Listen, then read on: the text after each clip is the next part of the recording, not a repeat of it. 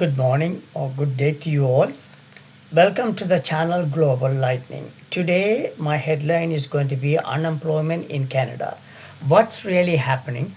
Unemployment in Canada is rising, and the reason behind it are more complex than simple job losses.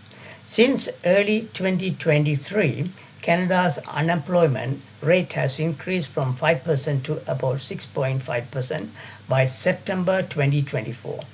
At first glance, this may sound alarming, but what's important is why this is happening. Unlike past downturns, this rise in employment is not driven by massive layoffs. Instead, it reflects how hard it has become for people to find work, especially for those entering the labor market for the first time. Number one, slowing economy. Slower hiring as the economy cooled after a period of excess demand, business changed their approach. Rather than laying off workers, many employers eliminate unfilled job vacancies, slow down hiring. Close to keep existing staff even if business activities soften, companies are cautious. Many remember how difficult it was to find workers during labor shortages and don't want to lose staff they may need again when the economy rebounds. Number two, who is most affected? Youth and newcomers. The biggest impact of rising unemployment is being felt by youth and newcomers. Although these groups make up only about one quarter of Canada's labor force, they account for nearly three quarters of the increase in unemployment since 2023. There are several reasons for this. Hiring slowdowns hurts new entrants first. When business stops hiring, people looking for their first or next job struggle the most. Sector concentration. Youth and newcomers often work in industries like accommodation and food services, which have seen weak job growth recently. Rising newcomer population. The number of newcomers has increased sharply, especially due to non permanent residents by mid 2024. Newcomers made it up to 11% of the labor force, up from 7% in late 2022, meaning more people competing for newer jobs. Number three, long term unemployment risks.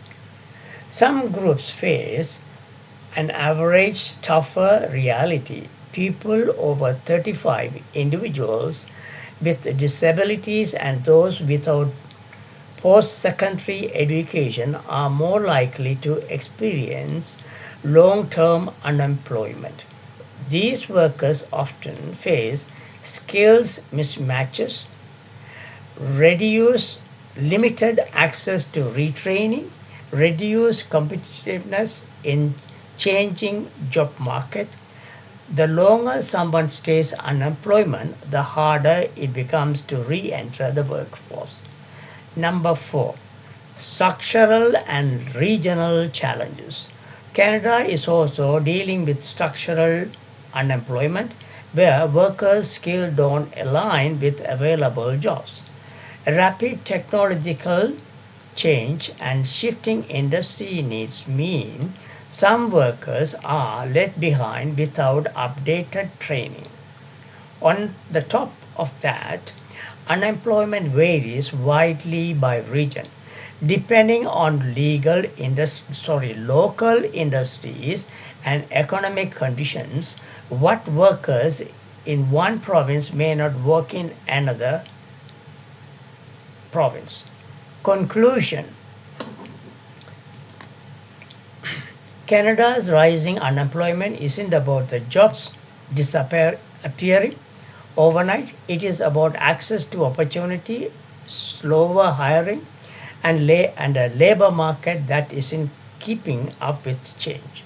Understanding these factors is essential if Canada is to create effective policies that support newcomers and youth, reduce long term unemployment, match skills with real job demand. Without action, unemployment risk become a long-term challenge rather than a temporary cycle. We have already some of these things, and the new changes have come into effect in 2026. And the immigration minister, has done some new changes to the immigration and so forth. So if you have already following my postings, you will come across that one of them. And please do share it with your friends and relatives who can benefit, and also those your friends or relatives who are planning to come and settle down in Canada they can also benefit. Thank you for watching and have a pleasant day. Wish you all the best.